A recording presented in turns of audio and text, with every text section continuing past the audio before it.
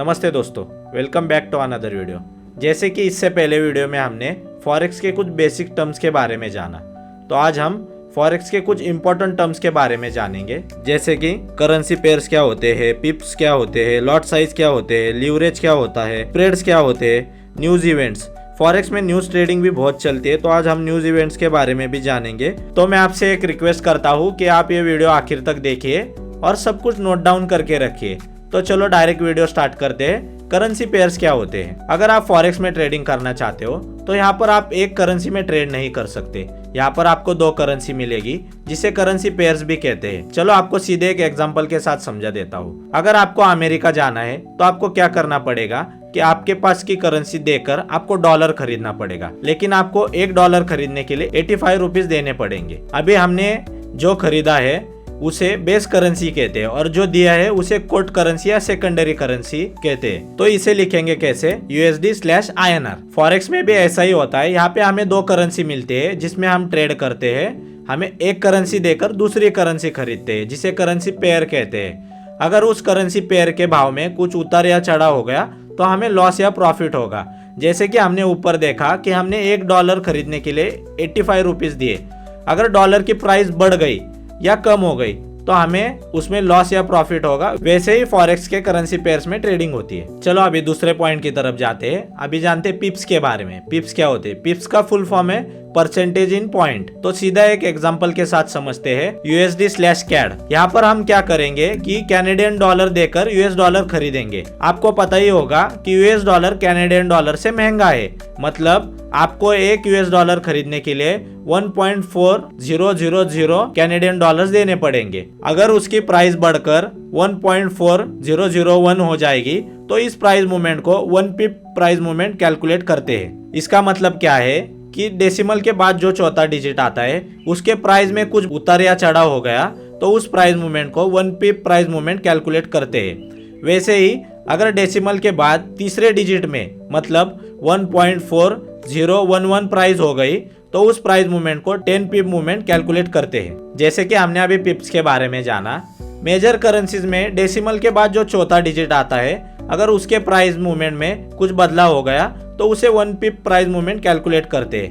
मगर कुछ छोटी करेंसीज है जैसे कि जापानीज येन, वहां पर क्या होता है कि डेसिमल के बाद जो दूसरा नंबर आता है उसके प्राइस मूवमेंट में अगर कुछ बदलाव आ गया तो उसे 1 पिप प्राइस मूवमेंट कैलकुलेट करते हैं। और आपका प्रॉफिट और लॉस भी पिप के मूवमेंट पर ही कैलकुलेट होता है। जैसे कि इंडियन मार्केट में हम बोलते हैं कि निफ्टी इतने पॉइंट से बढ़ गया, इतने पॉइंट से गिर गया। फॉरेक्स में ये सब पिप्स पर कैलकुलेट होता है। चलो अभी बढ़ते हैं अगले पॉइंट की तरफ। अभी हम बात करेंगे लॉट साइज के ऊपर। चलो डायरेक्ट एग्जांपल के साथ समझते हैं। अगर आप किसी भी शॉप में चावल खरीदने के लिए गए तो वहां पर आप एक चावल नहीं खरीद सकते। आपको चावल एक मिनिमम क्वांटिटी में खरीदना पड़ेगा। जैसे कि आप जानते हो, अगर आप इंडियन मार्केट में ट्रेड कर रहे हो तो निफ्टी या सेंसेक्स आप खरीदना चाहते हो तो आपको एक मिनिमम लॉट साइज में खरीदना पड़ेगा। वैसा ही फॉरेक्स मार्केट में होता है।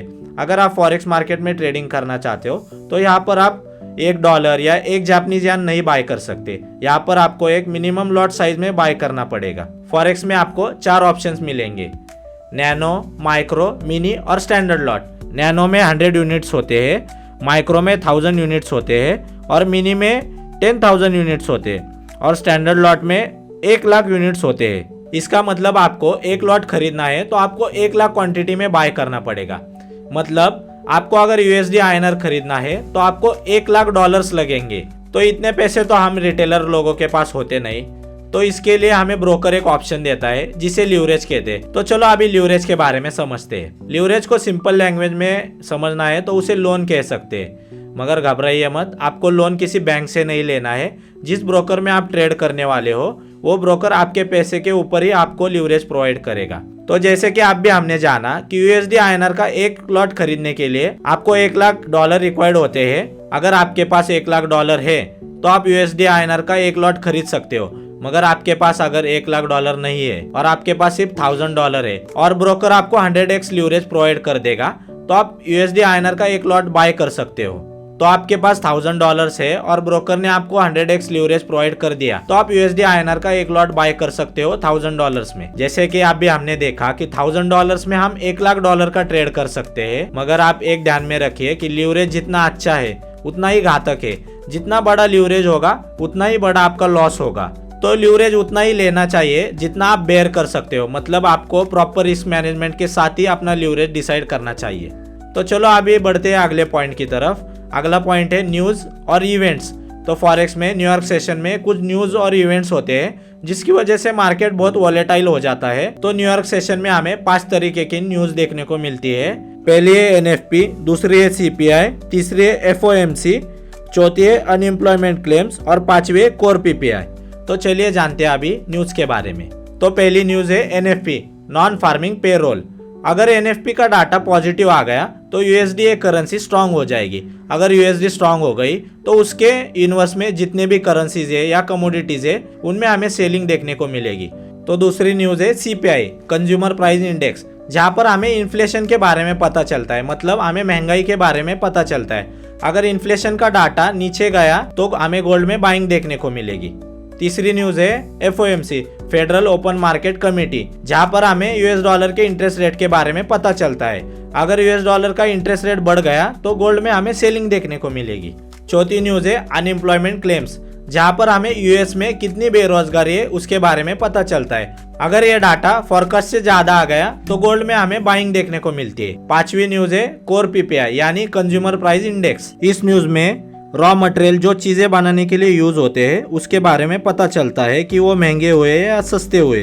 कोर PPI का डाटा पॉजिटिव आता है यानी महंगाई कम हुई है तो गोल्ड में हमें बाइंग देखने को मिलती है। अगर आप फॉरेक्स में गोल्ड में ट्रेड करते हो तो इन न्यूज के कारण गोल्ड में बहुत ज्यादा इम्पैक्ट पड़ता है। जैसे कि हमने अभी देखा कि न्यूयॉर्क सेशन में कुछ न्यूज होती है जिसके कारण गोल्ड के प्राइस में चेंज आता है। तो वैसे ही कुछ करेंसीज है जिनकी प्राइस की मूवमेंट की वजह से कुछ कमोडिटीज में जैसे कि गोल्ड, सिल्वर, प्लेटिनम और ऑयल के प्राइस में चेंज आता है। तो चलो देखते हैं करेंसीज का कोरिलेशन। जैसे कि $US की प्राइस बढ़ गई तो गोल्ड की प्राइस नीचे आएगी, जापानीज येन की प्राइस बढ़ गई तो ऑयल की प्राइस नीचे आएगी। अगर GBP की प्राइस बढ़ती है तो प्लेटिनम की प्राइस भी बढ़ेगी। AUD ऑस्ट्रेलियन डॉलर की प्राइस बढ़ेगी तो सिल्वर की भी प्राइस बढ़ेगी। AUD, NZD और CHF की प्राइस बढ़ेगी तो गोल्ड की भी प्राइस बढ़ेगी। और कैनेडियन डॉलर की प्राइस बढ़ेगी तो ऑयल की प्राइस बढ़ेगी। तो ये कुछ करेंसीज के कोरिलेशन है जिसका इम्पैक्ट आपको कमोडिटी में देखने को मिलेगा। तो चलो आज के लिए इतना ही। अगर आपको इस वीडियो से कुछ सीखने को मिला होगा तो इस वीडियो को लाइक कीजिए और अपने दोस्तों के साथ भी शेयर कीजिए। अगर आप ये वीडियो YouTube पर देख रहे हो तो हमारे चैनल को सब्सक्राइब कीजिए। अगर आप ये वीडियो Instagram पर देख रहे हो तो हमारे चैनल को फॉलो कीजिए। तो चलो मिलते हैं अगले वीडियो में, तब तक के लिए बाय बाय, सीखते रहो।